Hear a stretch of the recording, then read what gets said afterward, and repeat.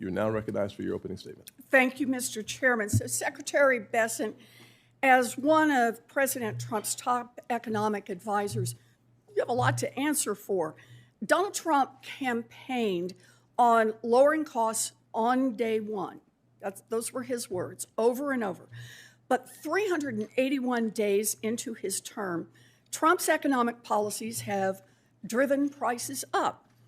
Grocery prices are up, electricity prices are up, healthcare prices are up, the cost of building housing is up. President Trump's economic agenda is failing families, but boy, it is working great for Wall Street and Trump's billionaire buddies. There have been massive tax cuts for billionaires. Big bank supervision has been cut to the bone, and sidelining the cops who go after white-collar crime. Meanwhile, middle-class families get the short end of the stick.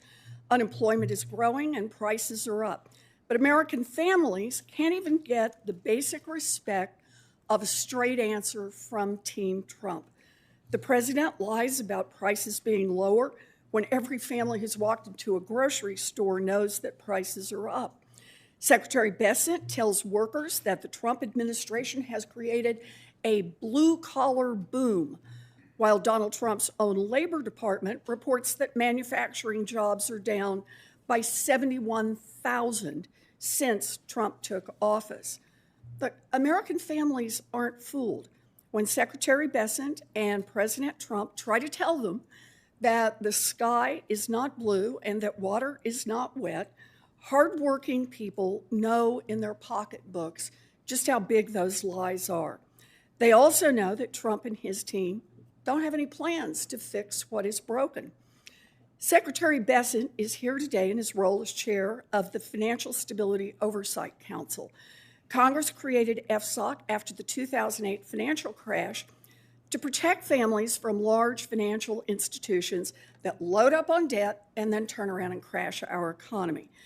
Secretary Bessent could have used FSOC over the last year to tighten regulations so that we don't face more bank failures like the Silicon Valley Bank or First Republic Bank that crashed less than 3 years ago. Instead, he has helped to get rid of the guardrails so that banks can load up on even more risk. He's boosted profitability for giant banks and pay for CEOs while making it more likely that all of this ends in yet another taxpayer bailout. And what has he done for consumers?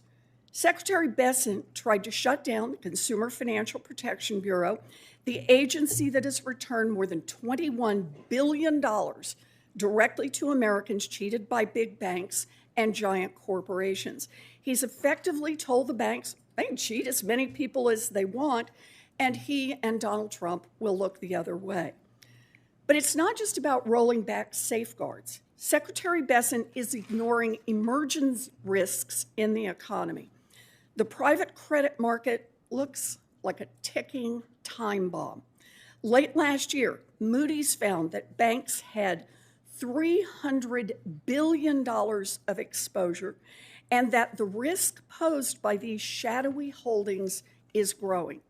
And as Jamie Dimon said, quote, "When you see one cockroach, there are probably more."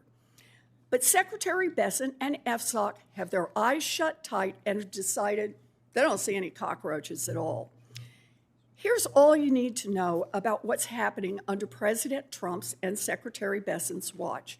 Middle-class families are paying higher prices for just about everything, while it becomes harder and harder to get a raise or find a job.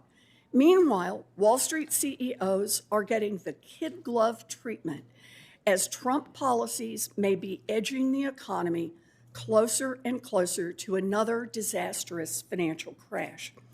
Now, President Trump is so busy raking in cash from foreign governments and building his gold-encrusted ballroom that he's completely out of touch with how his economy is making life harder for millions of Americans. We are only 1 year into Donald Trump's second term. And if Trump and Bessent don't wake up and change course quickly, the economy may keep delivering for billionaires, but it's going to get even worse for American families. Thank you, Mr. Chairman.